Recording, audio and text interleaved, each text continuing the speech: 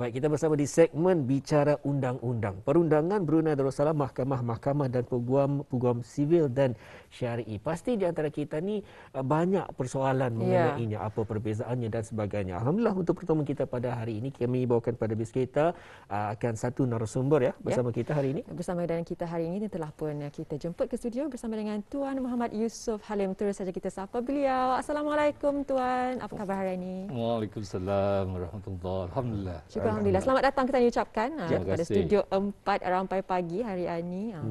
Jadi terlebih dahulu Tuan mungkin dapat dijelaskan bagi penonton kita ni mungkin ingin bertanya juga Tuan ini siapa dan juga apakah peranan Tuan dalam hal-hal mengenai mahkamah-mahkamah syar'i dan juga sivil ini. Saya ni seorang peguam. Saya dah mula beramal sebagai seorang peguam sivil dan peguam syariah dari tahun 1988. Pada masa ini saya mempunyai firma syarikat guaman sendiri dan saya telah mengendalikan kes-kes di semua mahkamah-mahkamah, di mahkamah sivil dan mahkamah syariah dari semenjak tahun 1988 lah. Semenjak tahun 1998, belum lagi saya lahir tu sudah Tuan mula berkhidmat Jadi tadi Tuan ada mengatakan mahkamah syariah dan juga mahkamah sivil dan ingin kita tahu apakah perbezaan di antara sistem mahkamah syariah dan juga sivil. Ini yang sebenarnya banyak orang tak tahu. Brunei ini yang sebenarnya unik dari segi sistem perundangannya. Ia terdapat dua sistem dalam satu negara. Jarang terdapat tu. Dan yang dari segi sejarah, sistem perundangan Islam yang terlebih awal. Tetapi sistem perundangan sivil atau British law dibawa ke Brunei dan itu yang diadakan banyak di Brunei ni.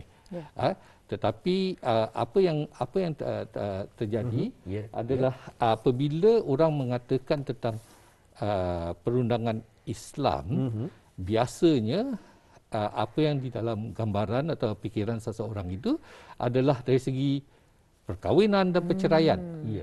Tetapi sistem perundangan Islam di Brunei ini sudah banyak berubah dengan terdapatnya mahkamah-mahkamah syariah, bukan lagi mahkamah-mahkamah kadi.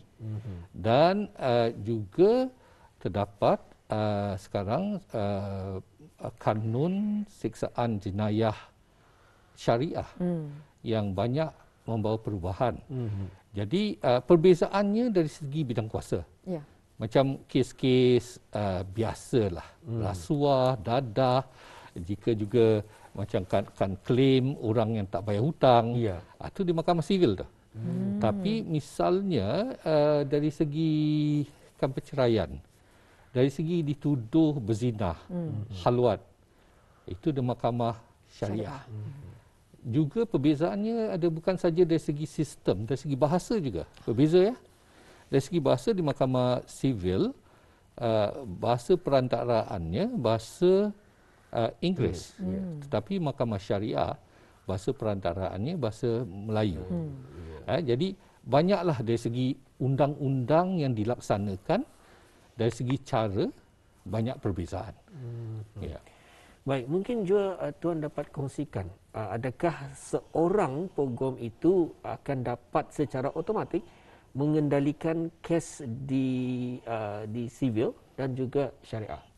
Ini selalu menjadi pertanyaan. Sebabnya semua kata peguam. Peguam tu macam secara umum. Tetapi peguam ni terbagi dua. Peguam syariah dan peguam sivil. Latihan untuk kedua-dua peguam ni berlainan. Latihan peguam sivil biasanya sama ada di UK jadi barrister, dan latihannya selepas 4 tahun ada pupillage. Peguam sivil pula latihannya berlainan dan perlu diterima menjadi pengamal di mahkamah-mahkamah itu. Banyak orang juga silap kalau orang tu peguam, ada ijazah guaman misalnya, itu jadi pengamal sudah indak tu. Ia mesti diterima oleh mahkamah tu. Ada cara-caranya. Jadi misalnya kalau saya ni yang sebenarnya kedua-dua, saya peguam sivil dan peguam syariah. Ada peguam satu saja, peguam sivil. Ada yang peguam syariah saja. Jadi misalnya kalau orang tu peguam syariah dan kita datang kes rasuah, ia tak ada hak dah untuk memberi nasihat. Kalau ia peguam sivil dan kita seorang Islam, kita datang dan bertanyakan dari segi misalnya hak penjagaan anak. Peguam sivil tak ada hak. Jadi kita mesti tahu peguam mana kita mesti perlu pergi. Itu yang mustahak.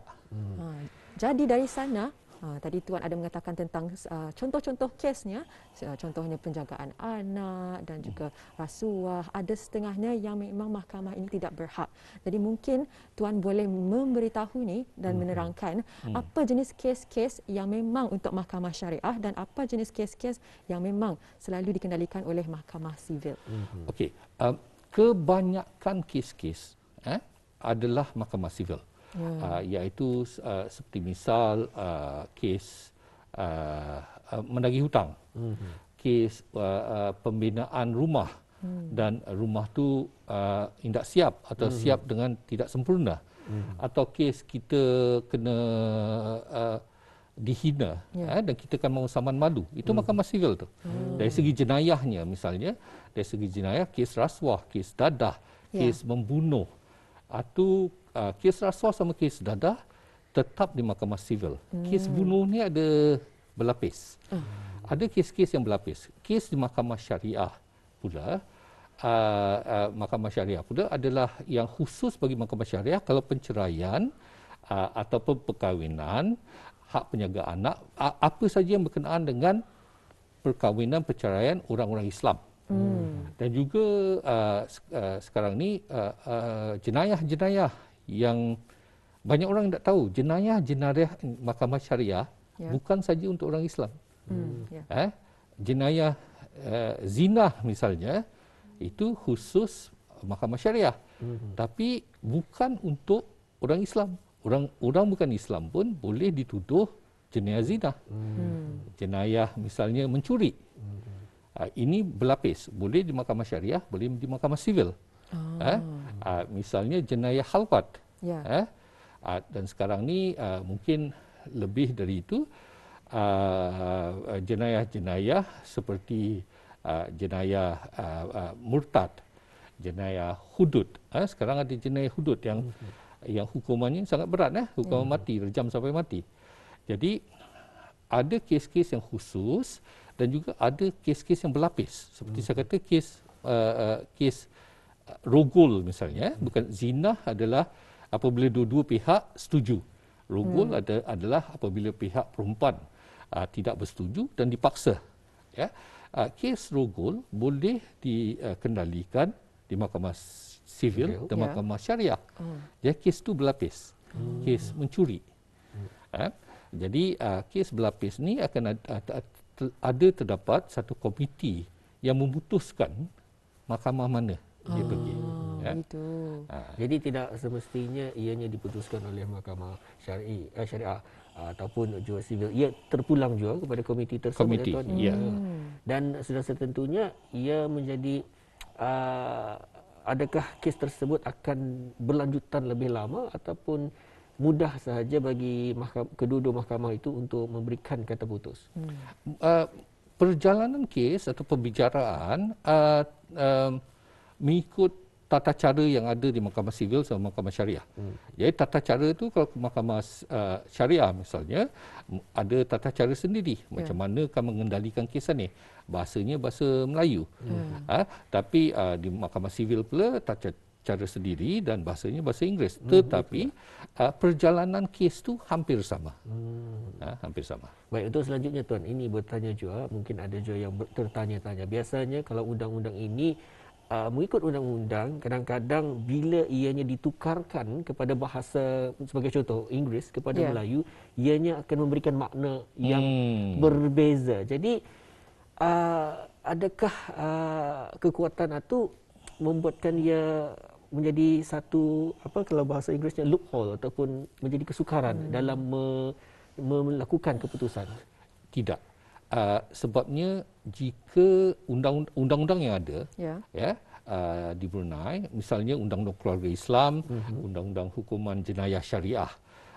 Kalau kita melihat undang-undang ni dua bahasa, satu Inggeris, satu Melayu.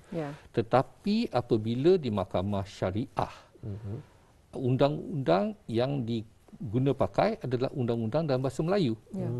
Dan di Mahkamah Sivil, undang-undang bahasa Inggeris, supaya tidak ada pencanggahan. Sebabnya kalau kadang-kadang lost in translation. Betul. Kalau saya kata far from beautiful, kalau ditukar, salah. Saya misalnya ada kes di Mahkamah Sivil di mana orang tu kata gelombang ombak yang masuk ke sanubari hati. Macam mana kan dalam bahasa Inggeris tu Jadi memang lost in translation dia. Tapi dari segi undang-undangnya tidak ada masalah. Ya, itu dari segi undang-undang. Bagaimana pula dari segi anak-anak Guam ataupun dari segi mereka yang ingin dalam kesnya ni, kes syariah ataupun kes sivil. Jadi mereka yang ingin membuat statement, adakah ia mesti decide kalau sekiranya sivil, dapatkah ia membuat statement itu dalam bahasa yang berlainan? Boleh. Di mahkamah? Di mahkamah boleh. Di mahkamah, di mana saja mahkamah sebagai seorang saksi, habis kita dapat bercakap, memberi keterangan kita di mahkamah dalam bahasa yang kita lebih sesuai. Tetapi misalnya kalau bukan bahasa Inggeris atau bukan bahasa Melayu, kita kan bahasa yang unik sikit. Misalnya Thailand, Vietnam, terjadi jadi kita sebagai courtesy-nya kita maklumkan kepada mahkamah awal supaya mahkamah dapat menyediakan penterjemah. Jadi tidak ada masalah tu. Takut saja orang-orang awam salah anggap, wah, Mahkamah Sivil untuk pandai cakap Inggeris. Betul. Jadi rupanya boleh sahaja diberitahu lebih awal dan ada penterjemahannya tu. Dan juga bagaimana Tuan bagi anak Guam tersebut untuk mencari mungkin mana tahu mungkin masalah mereka ini memerlukan Mahkamah Sivil dan juga Mahkamah Syariah. Mungkin bagaimana cara mereka untuk mencari peguam yang ada pengetahuan dalam kedua-dua aspek berkenaan. Ya. Misalnya kalau ada kes-kes yang khusus, kalau misalnya perceraian Islam, itu khusus Mahkamah Syariah. Jadi carilah orang yang kelulusannya atau pengamal Mahkamah Syariah, jadi peguam Syariah. Tetapi ada misalnya kalau kita dituduh di Mahkamah Sivil membunuh atau dadah, jangan tak pergi ke peguam syariah. Sebabnya ia tidak ada kuasa, tidak ada bidang kuasa di Mahkamah Sivil. Jadi yang memerlukan ni, yang berhajat mesti tahu kes ni kes apa. Kalau yang tak tahu, tanya pada peguam ni, kes ni kes apa? Mahkamah Sivil atau Mahkamah Syariah? Kita ni peguam sivil atau peguam syariah? Tetapi ada juga kes-kes di mana memerlukan seorang berpengetahuan, peguam tu berpengetahuan Mahkamah Sivil dan Mahkamah Syariah, kedua-dua mesti tahu. Antara kes yang terbesar yang peguam tu perlu tahu kedua-dua ni adalah kes harta pusaka. Harta pusaka kalau tidak ada masalah misalnya, memang Mahkamah Syariah boleh tu. Dari segi faraid yang di Mahkamah Sivil pun sedikit saja. Tetapi apabila terdapat masalah, misalnya pentadbir tu 20 tahun sudah, tapi harta tu belum diagih-agihkan. Jadi macam mana akan pergi? Itu Mahkamah Sivil. Jadi dari segi kewangan, perbankan Islam, harta pusaka, financial kebanyakan perlu peguam yang tahu kedua-dua, kedua-dua sistem. Itulah banyak sebetulnya yang dapat kami ingin tanyakan lebih lanjut. Tapi memang pada ketika ini ramai juga di antara kita ni memang keliru dengan kedua-duanya, dan alhamdulillah juga ada sedikit penjelasan daripada Tuan dapat juga kita ni faham. Kedua-duanya itu berfungsi dengan baik di negara Brunei Darussalam dan bukannya Ani-ali. Kedua-duanya boleh saja berhubung kait dan kita yang perlu ketahui siapakah peguam ketani yang akan kena pilih. Adakah ia melalui sivil ataupun syariah. Jadi untuk kesempatan ini Tuan, masa itu tidak mencukupi untuk ketani. Jadi insyaAllah jika ada kesempatan lagi nanti kita ni tanyakan lagi lebih lanjut kepada Tuan. Tuan, untuk selanjutnya kami berikan kepada Tuan untuk merumuskanlah akan pengongsian kita pada pagi ini. Sebagai rumusan, saya akan bercakap tentang satu perkara. Banyak orang tanya pada saya mengendalikan satu kes di mana yang tertuduh orang Vietnam, bukan orang Islam. Yang dituduh, yang jadi mangsa juga bukan orang Islam. Tetapi dituduh di mahkamah syariah. Jadi orang tertanya, kenapa orang ni semua bukan Islam, kenapa ni mahkamah syariah? Undang-undang tidak membezakan, undang-undang syariah, kanun hukuman jenayah syariah atas kebanyakan jenayah tidak membezakan sama ada yang dituduh tu orang Islam atau tidak, melainkan ada setengah-setengah jenayah seperti jenayah meminum arak. Minum arak memang orang bukan Islam tidak menjadi kesalahan. Tetapi selain dari itu, selain daripada jenayah-jenayah khusus, orang Islam sama orang bukan Islam dapat dituduh di mahkamah syariah. Menjadi pertanyaan, saya selalu kata, dia kata saya bukan Islam, kenapa di mahkamah syariah? Saya selalu bertanya balik, mahkamah sivil tu undang-undang British. Bis kita ni orang British ke? Indak juga kan? Indak juga. Jadi indak kira sama ada kita tu orang Islam ke bukan. Apa kata undang-undang tersebut? Jadi jangan terkeliru. Mahkamah syariah mesti orang Islam. Tidak. Betul. Bukan. Baik, alhamdulillah ya. Alhamdulillah. Itu pengongsian bersama kami kita membuka minda juga ketani di mana pentingnya untuk ketani mengetahui akan undang-undang sivil dan juga syariah ini. Pasti banyak sebetulnya yang akan habis kita tanyakan.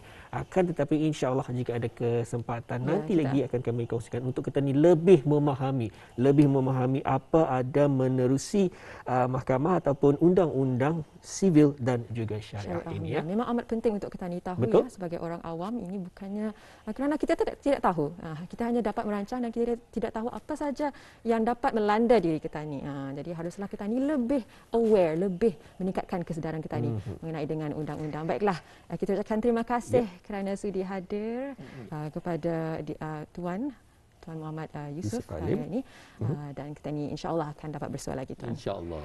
Dan juga Auda, insya-Allah nanti akan kami kongsikan lagi di ruangan yang lainnya di minggu hadapan, insya-Allah mungkin juga masa-masa yang akan datang bersama kita di segmen bicara undang-undang. Penting pada kita terutama sekali ni khusus kepada mungkin ada pelajar-pelajar ataupun mahasiswa-mahasiswi yang berada di dalam bidang undang-undang ini. Memang amat penting kita sama-sama mengenal pasti. Dan juga kepada Auda, ini adalah salah satu perkara yang amat penting di negara Brunei Darussalam telah pun disentuh tadi. Ianya begitu unik, mempunyai 2 undang-undang. Sudah tentunya kita perlu memahami untuk menjelaskan lagi kepada orang luar, terutama sekali yang berada di luar negara. Pastinya ada nih yang putar-putar belitnya tentang fakta-fakta tersebut.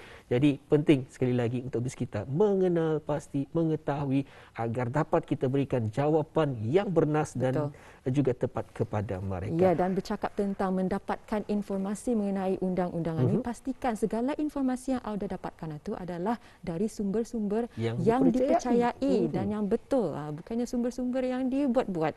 Betul. Jadi caranya adalah untuk ketani memastikan ianya adalah dari sumber yang betul, adalah seperti hari ini bersama dalam rancangan Rampai Pagi.